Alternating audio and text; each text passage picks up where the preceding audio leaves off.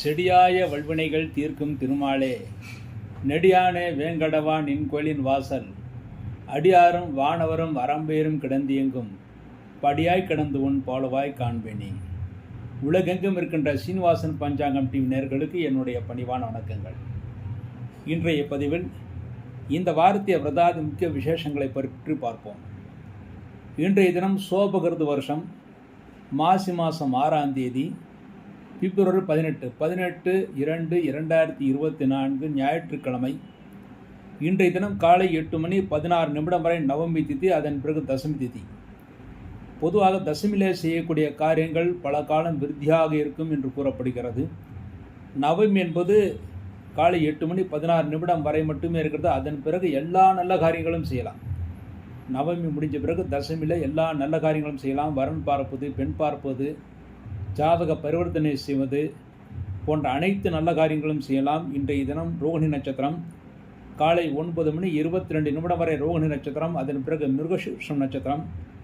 ரோகிணி மிருகசம் இரண்டும் நல்ல நட்சத்திரங்கள். இன்றைய தினம் வைத்திருதி நாம யோகம், கௌளவகரணம், நேத்திரம் 2 ஜீவன் அறை என்ற அளவில் இருக்கிறது. ரோகிணியும் மிருகசீர்ஷமும் ஞாயிற்றுக்கிழமை சேரும்போது சித்தியோகம் ஆக வேண்டியதான். நாள் முழுவதுமாக 60 நாளிகை சித்தியோகமாக இருக்கிறது. இன்றைய தினம் நல்ல காரியங்கள் செய்வதற்கு மிக ஏற்றத்தனமாக அமைந்திருக்கிறது. முக்கியமாக பெண் பார்த்தல், வரன் பார்த்தல், ஜாதக பரிவர்த்தனை செய்தல், திருமணத்திற்கான ஏற்பாடுகள் செய்தல், திருமணத்திற்கான கூரை புடவை வாங்குதல் போன்ற காரியங்கள் அனைத்தும் செய்யலாம். அனைத்தும் நவமி முடிந்த பிறகு காலை 8:16 வரை நவமி திதி. அந்த நவமி திதி முடிந்த பிறகு எல்லா நல்ல காரியங்களும் செய்யலாம். நிச்சயமாக நன்மைகளையும் முன்னேற்றத்தையும் ஏற்படுத்தக்கூடிய ஒரு நல்ல தினமாக, சுப தினமாகவே இன்றைய தினம் அமைந்திருக்கிறது. அடுத்து திங்கட்கிழமை சோபகிருது வருஷம் மாசி மாதம் 7ஆம் தேதி பிப்ரவரி 19/2/2024 திங்கட்கிழமை. திங்கட்கிழமை இன்று காலை 8:50 வரை தசமி திதி, அதன் பிறகு ஏகாதசி திதி. மிருகசீர்ஷம் நட்சத்திரம் பகல் 10:33 வரை மிருகசீர்ஷம் நட்சத்திரம், அதன் பிறகு திருவாதிரை நட்சத்திரம். விஷ்கம்ப நாம யோகம், கரசை கணம், நேத்திரம் 2 ஜீவன் 0 என்ற அளவில் இருக்கிறது. மிருகசீர்ஷமும் திருவாதிரையும் திங்கட்கிழமை சேரும் போது சித்தியோகம். ஆகவே திங்கட்கிழமை இன்று நாள் முழுவதுமாக 60 நாளிகை சித்தியோகமாக இருக்கிறது. திங்கட்கிழமை மிருகசீர்ஷம் சேருவது மிகவும் சிறப்பானது. அதற்கு சோம மிருகசீர்ஷம் என்று கூறுவார்கள். மிருகசீர்ஷத்தின் கடவுள் சிவபெருமான். சிவபெருமான் பிறை சூடியவர், அதாவது சந்திரனை பிறையாக கொண்டவர். அந்த சந்திரனை தேவதையாக கொண்ட நட்சத்திரம் கூட மிருகசீர்ஷமே. ஆகவே அது திங்கட்கிழமை இந்த மிருகசீர்ஷம் சேருவது மிகவும் சிறப்பானது. ஆகவே சோம மிருகசீர்ஷம் என்று பஞ்சாங்கத்தில் போடப்பட்டிருக்கும். அன்றைய தினத்திலே இஷ்டமான தெய்வங்களுக்கு வழிபாடுகள் செய்தால் நல்ல பலன்களை பெறலாம். முக்கியமாக அம்பாளுக்கு மிருகசீர்ஷம் நட்சத்திரம் இருக்கின்ற காலை 10:33 தயிர் சாதம் நைவேத்தியம் செய்து சௌந்தரிய லஹரி படிப்பது மிகவும் சிறப்பானது. அவ்வாறு செய்தால் வாழ்க்கை சுபிட்சமாக, சங்கடமில்லாமல் சந்தோஷமாக நினைத்த காரியங்கள் கைகூடி நன்மைகளை ஏற்படுத்தி கொடுக்கும். திங்கட்கிழமை என்று திருமணம் போன்ற அனைத்து சுபகாரியங்கள் செய்வதற்கு மிக மிக ஏற்றத்தனமாக இருக்கிறது. இந்த மிருகசீர்ஷம் நட்சத்திரத்திலே தேவதா பிரதிஷ்டைகள் செய்வதற்கு ஏற்ற தினம். புது மனை புகுவிழா நடத்துவதற்கு, சீமந்தம், வளைகாப்பு போன்ற காரியங்கள் செய்வதற்கு ஏற்ற தினமாக அமைந்திருக்கிறது.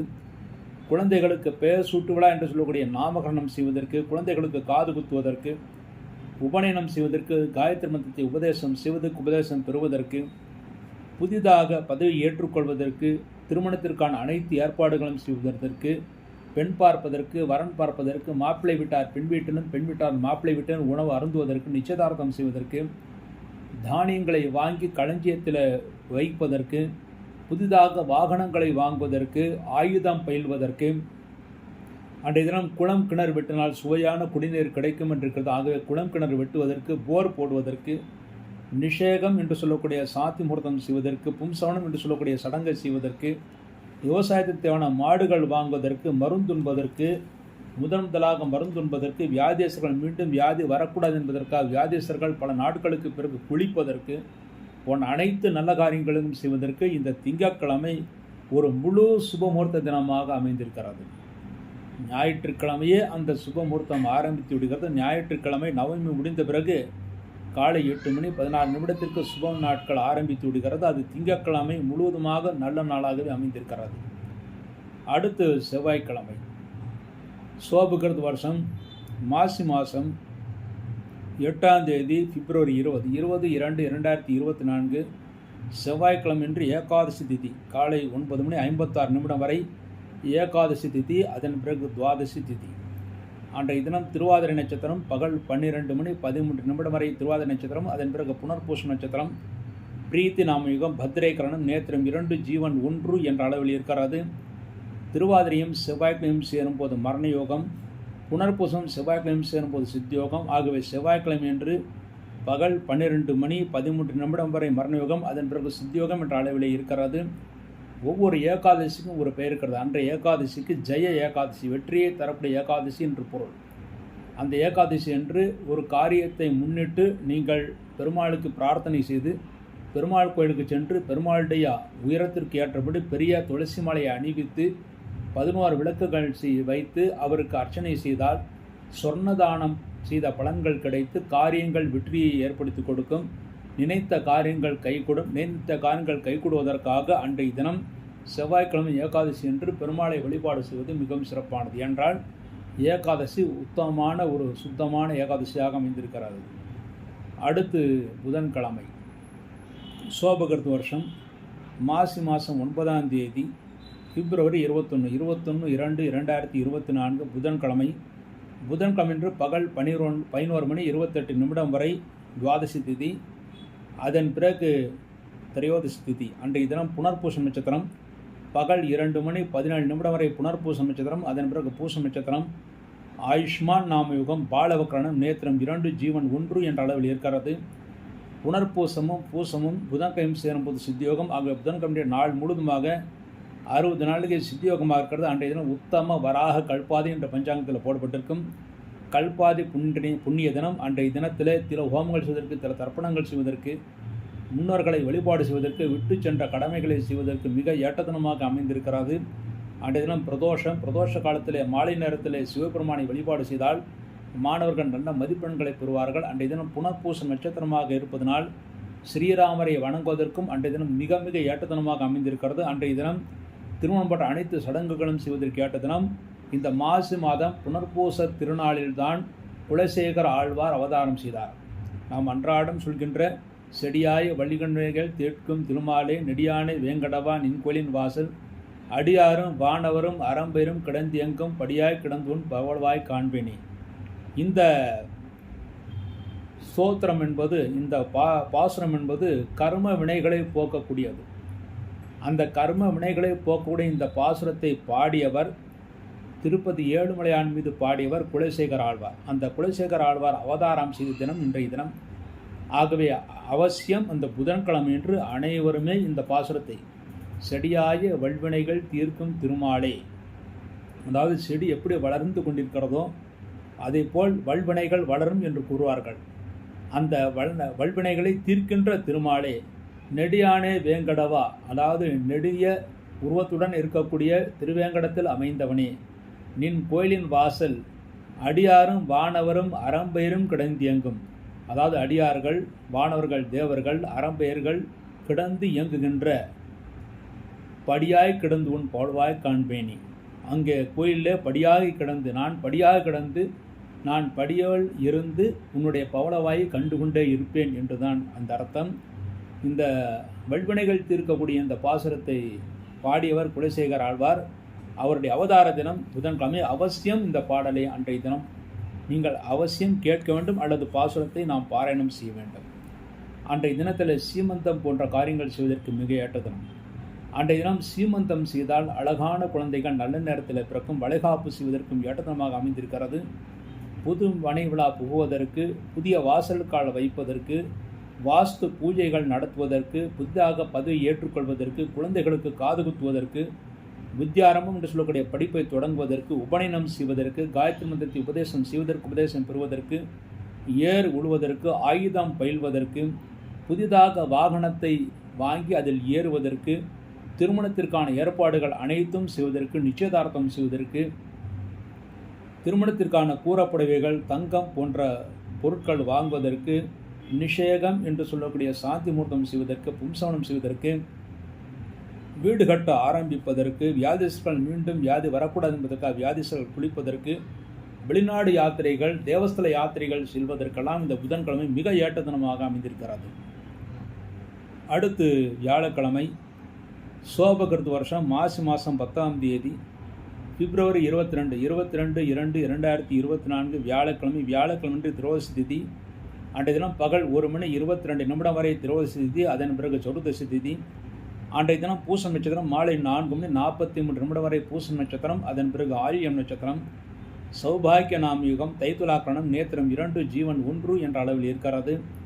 பூசமும் ஆயில்யமும் வியாழக்கிழமை சேரும்போது சித்தியோகம். ஆகிய வியாழக்கிழமை என்று கூட நாள் முழுதுமாக 60 நாளைக்கு சித்தியோகமாக இருக்கிறது. அன்றைய தினம் குரு புஷ்யம் என்று பஞ்சாங்கத்தில் போடப்பட்டிருக்கும். இந்த பூசம் நட்சத்திரம் வியாழக்கிழமை சேருவது மிக மிக சிறப்பானது. பூசம் நட்சத்திரத்தின் தேவதை தட்சிணாமூர்த்தி. அந்த தட்சிணாமூர்த்திக்கு உகந்த கிழமை வியாழக்கிழமை. ஆக இந்த வியாழக்கிழமையும் பூசம் நட்சத்திரம் சேருவது மிகவும் சிறப்பானது. அன்றைய தினம் குரு பூஜை செய்வதற்கு, குருதோஷம் உள்ளவர்கள் குரு பூஜை செய்து கொள்வதற்கு, மேலும் குருபலம் இல்லாதவர்கள் குருபலம் வர வேண்டும் என்பதற்காக அன்றைய தினத்தில் குரு பகவானை வழிபாடு செய்வதற்கெல்லாம் மிக ஏற்ற தினமாக அமைந்திருக்கிறது. மற்ற நாட்களில் நீங்கள் செய்யக்கூடிய பூஜையை விட அன்றைய தினம் நீங்கள் செய்யக்கூடிய பூஜைகள் பல மடங்கு அதிகமான நற்பலன்களை ஏற்படுத்தி கொடுக்கும். அன்றைய தினம் பூசம் நட்சத்திரமாக இருப்பதனால் புதிதாக பதவி ஏற்றுக்கொள்வதற்கு, சபை கூட்டுவதற்கு, சீமந்தம் வளைகாப்பு போன்ற காரியங்கள் செய்வதற்கு, விவசாயத்திற்கு தேவையான மாடுகள் வாங்குவதற்கு, வாஸ்து சாந்தி செய்வதற்கு, திருமணம் செய்வதற்கு, திருமணத்திற்கான ஏற்பாடுகள் செய்வதற்கு, கிரகப்பிரவேசம் செய்வதற்கு, புதிதாக தங்க வெள்ளி நகைகளை வாங்கி அணிந்து கொள்வதற்கு, வியாதிஸ்தர்கள் குளிப்பதற்கு, வெளிநாடு யாத்திரைகள் செல்வதற்கு போன்ற அனைத்து நல்ல காரியங்கள் செய்வதற்கும், மேலும் ஆன்மீக யாத்திரைகளை தொடங்குவதற்கும் வியாழக்கிழமை மிக ஏற்ற தினமாக அமைந்திருக்கிறது. அடுத்து வெள்ளிக்கிழமை சோபகிருது வருஷம் மாசி மாதம் 11ஆம் தேதி பிப்ரவரி 23/2/2024 வெள்ளிக்கிழமை. வெள்ளிக்கிழமை என்று பகல் 3 மணி 34 நிமிடம் வரை சதுர்தசி திதி. அதன் பிறகு பௌர்ணமி திதி. அன்றைய தினம் இரவு 7 மணி 25 நிமிடம் வரை ஆயில்யம் நட்சத்திரம். அதன் பிறகு மகம் நட்சத்திரம். சோபன நாமயுகம், வணிசைகரணம், நேத்திரம் 2, ஜீவன் 1 என்ற அளவில் இருக்கிறது. ஆயில்யமும் மகம் நட்சத்திரம் வெள்ளிக்கிழமை சேரும்போது மரணயுகம். ஆகவே அன்றைய தினம் நாள் முழுதுமாக 60 நாளைக்கு மரணயுகமாக இருக்கிறது. அன்றைய தினம் அதிதி என்று பஞ்சாங்கத்தில் போடப்பட்டிருக்கும். அதிதி என்றால் அன்றைய தினம் இறந்தவர்களுக்கு வருடாந்திர திதிகள் கொடுக்கக்கூடாது. அவ்வாறு கொடுத்தால் அது இறந்தவர்களை சென்று அடையாது. அன்றைய தினம் மாத நரசிம்ம சதுர்தசி என்ற பஞ்சாங்கத்தில் போடப்பட்டிருக்கும். நரசிம்மன் அவதாரம் செய்தது சதுர்தசி திதியிலே தான். வளர்பிறை சதுர்தசி திதியில்தான் பிரதோஷ காலத்திலே நரசிம்ம பெருமாள் அவதாரம் செய்தார் என்றிருக்கிறது. ஆகவே மாத நரசிம்ம சதுர்தசி என்பது வெள்ளிக்கிழமை வருகிறது. அன்றைய தினம் மாலை நேரத்திலே நரசிம்மர் இருக்கின்ற கோயில்களுக்கு சென்று நரசிம்மரை வழிபாடு செய்துவிட்டு ருண விமோசன ஸ்தோத்திரத்தை நாம் பாராயணம் செய்தால் நிச்சயமாக கடன் சுமையிலிருந்து விடுபட முடியும். மேலும் பிறவி கடன்கள் தீரும். தோஷ பரிகாரங்கள் செய்வதற்கும் அன்றைய தினம் ஏற்ற தினமாக அமைந்திருக்கிறது. அன்றைய தினம் ஸ்ரீ நடராஜர் அபிஷேகம். எல்லா நடராஜர் கோயில்களிலும் அன்றைய தினம் அபிஷேகம் செய்வார்கள். அந்த அபிஷேகத்தை நாம் தரிசனம் செய்தால் கடன் சுமைகள் தீரும், பண வரவு உண்டாகும். அன்றைய தினம் பௌர்ணமி பூஜை. அதாவது அன்றைய தினம் மாலை முழுவதுமாக, அதாவது 3 மணி 34 நிமிடத்திற்கு பிறகு, மாலை 3 மணி 34 நிமிடத்திற்கு பிறகு மாலை முழுவதுமாக பௌர்ணமி தேதி இருப்பதனால் அன்றைய தினம் பௌர்ணமி பூஜை. அன்றைய தினம் பௌர்ணமி பூஜை செய்வதற்கு, சத்யநாராயண பூஜை செய்வதற்கு மிக ஏற்ற தினமாக அமைந்திருக்கிறது. அன்றைய தினம் மிருத்யு என்றால் அன்றைய தினத்திலே சுப காரியங்கள் தவிர்க்கப்பட வேண்டும். எல்லா தெய்வ காரியங்களும் செய்யலாம். அன்றைய தினம் தூரதேச பிரயாணங்களை தொடங்கக்கூடாது. அதுவும் முக்கியமாக சூரியன் உதயமானதிலிருந்து இரவு 7 மணி 25 நிமிடம் வரை வெள்ளிக்கிழமை என்று தூரதேச பிரயாணங்களை தொடங்கக்கூடாது. அதன் பிறகு தொடங்கினால் பெரிய தோஷங்கள் எதுவும் ஏற்படுத்தாது. அடுத்து சனிக்கிழமை சோபகிருது வருஷம் மாசி மாதம் 12ஆம் தேதி பிப்ரவரி 24/2/2024 சனிக்கிழமை. சனிக்கிழமை என்று மாலை 6 மணி வரை பௌர்ணமி திதி. அதன் பிறகு பிரதமை திதி. அன்றைய நட்சத்திரம் மகம் நட்சத்திரம். இரவு 10 மணி 20 நிமிடம் வரை மகம் நட்சத்திரம். அதன் பிறகு பூர்ண நட்சத்திரம். அதிகண்ட நாம் யுகம், பவகரணம், நேத்திரம் 2, ஜீவன் 1 என்ற அளவில் இருக்கிறது. மகம் நட்சத்திரம் சனிக்கிழமை சேரும்போது அமிர்த யோகம்.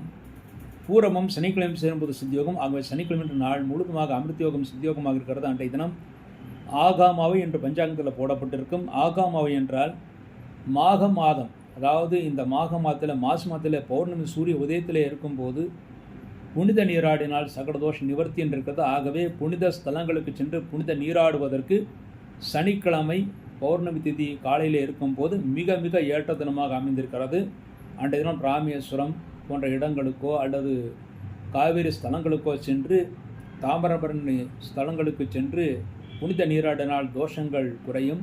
மேலும் தோஷ பரிகாரங்கள் செய்வதற்கும் சனிக்கிழமை மிக ஏற்ற தினமாக இருக்கிறது. மேலும் அன்றைய தினத்தில் சனி பற்றிய தோஷங்கள், அஷ்டம சனியோ ஏழரை சனியோ அல்லது கண்டக சனியோ எந்த சனியாக இருந்தாலும் இந்த சனிக்கான தோஷங்கள் பரிகாரங்கள் செய்வதற்கு மிக ஏற்ற தினமாக அமைந்திருக்கிறது. அன்றைய தினம் மாசி மகம். மாசி மகம் என்பது பொதுவாக பெருமாள் கோயில்களில் கருட சேவை நடக்கின்ற தினமாக அமைந்திருக்கிறது. எல்லா அம்பாள் கோயில்களிலும் கூட அன்றைய தினம் பிரார்த்தனைகள், பூஜைகள், சிறப்பு பூஜைகள் நடக்கும். பெருமாள் கோயில்களில் கருட சேவை நடக்கும். சேலத்தில் சப்த கருட சேவை 7 கோயில்களிலிருந்து கருட சேவை அன்றைய தினம் சேலம் பட்டை கோயிலுக்கு அருகிலே நடைபெற இருக்கிறது. அந்த மாசி மகம் திருவிழாவிலே அனைவரும் கருட சேவையை தரிசனம் செய்வது மிகவும் சிறப்பானது. அதன் கருட சேவையின் மகத்துவம் என்னவென்றால், கருடன் தான் நமக்கு ஆலோசனை வழங்குவார். அதாவது நம்முடைய எல்லா கோரிக்கைகளையும் கருடன் வாயிலாகத்தான் பெருமாளுக்கு சொல்லப்படுகிறது என்று ஒரு புராண கூற்று இருக்கிறது. வேத சுரூபியாக இருக்கக்கூடியவர் கருட பகவான். கருட பகவானுடைய மடியிலே அமர்ந்துதான், அதாவது கருட பகவானுடைய தோளிலே அமர்ந்துதான் பெருமாள் கருட புராணத்தை கொடுத்தார். ஆகவே கருட புராணத்தில் எப்படியெல்லாம் நாம் வாழ வேண்டும், எப்படியெல்லாம் வாழக்கூடாது, எப்படி வாழ்ந்தால் என்ன நன்மைகள், எப்படி தீமைகள் செய்தால் என்ன தீமைகள் நமக்கு பிரதிபலனாக கிடைக்கும் என்றெல்லாம் அதில் இருக்கிறது. ஆகவே கருடனை அன்றைய தினம் வணங்குவது மிகவும் சிறப்பானது. மேலும் அன்றைய தினத்தில் கருடனை வணங்கினால் தோஷங்கள், மூட்டு வலி, மேலும் உடலில் இருக்கின்ற உப்பு சத்தினால் வரக்கூடிய வலிகள் அனைத்தும் நீக்கி நன்மைகளை ஏற்படுத்தி கொடுக்கும். அன்றைய தினம் சனிக்கிழமை என்று லலிதா ஜெயந்தி, அதாவது திருப்புர பைரவி ஜெயந்தி, திருப்புர சுந்தரி ஜெயந்தி என்றும் கூறுவார்கள். எப்படி பெருமாளுக்கு 10 அவதாரங்கள் இருக்கிறதோ அதை போலவே அம்பாளுக்கு 10 வடிவங்கள். அதில் ஒரு வடிவம் லலிதா என்ற வடிவம், அதாவது திருப்புர சுந்தரி என்று சொல்லக்கூடிய லலிதா அம்பாளுடைய வடிவம் ஒரு வடிவம்.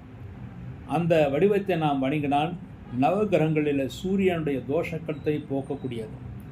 அதே போலவே 10 அவதாரங்களில் ராமரை வணங்கி அந்த நல்ல பலன்கள் அன்றைய தினம் லலிதா அம்பாளை வணங்கினால் கிடைக்கும் என்றிருக்கிறது. அன்றைய தினத்தில் அருகில் பராசக்தி கோயில், ஆதி பராசக்தி கோயில் என்று இருந்தால் அந்த கோயில்களுக்கு சென்று ஆதி பராசக்தியை வணங்கிவிட்டு வரலாம். அல்லது ஈஸ்வரன் கோயிலுக்கு சென்று அங்கே அம்பாளை வழிபாடு செய்துவிட்டு வரலாம். அந்த அன்றைய தினம் அம்பாளை வழிபாடு செய்வதன் மூலமாக சூரிய தோஷங்கள் விலகும்.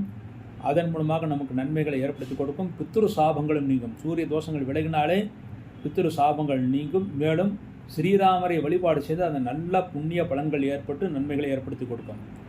அன்றைய தினம் சரியாக மாலை 7 மணிக்கு சேலம் பட்டை கோயில் ஆஞ்சநேயர் கோயிலுக்கு எதிரில் இருக்கின்ற ஸ்ரீ பிரசன்ன வரதாசம் தேவஸ்தானம் ஸ்ரீ லட்சுமி அகர்வ சன்னதிக்கு முன்பாக உட்கார்ந்து விஷ்ணு சாஷ்டாம பாராயணம், துவாதசநாம பஞ்சரம், ஆபுத்வார சூத்திரம், பஞ்சாத சூத்திரம், லட்சுமி அஷ்டோத்தர சதநாம சூத்திரம் ஆகிய ஸ்தோத்திரங்கள் மகா சங்கல்பத்துடன் பாராயணம் செய்யப்பட இருப்பது. இந்த ஸ்தோத்திர பாராயணத்தில் அனைவரும் இலவசமாக கலந்து கொள்ளலாம். அடுத்து எம்முடைய புதிய பதிவு, அதாவது குரு பேச்சுக்கான புதிய பதிவு 2 நாட்களில் வர இருக்கிறது.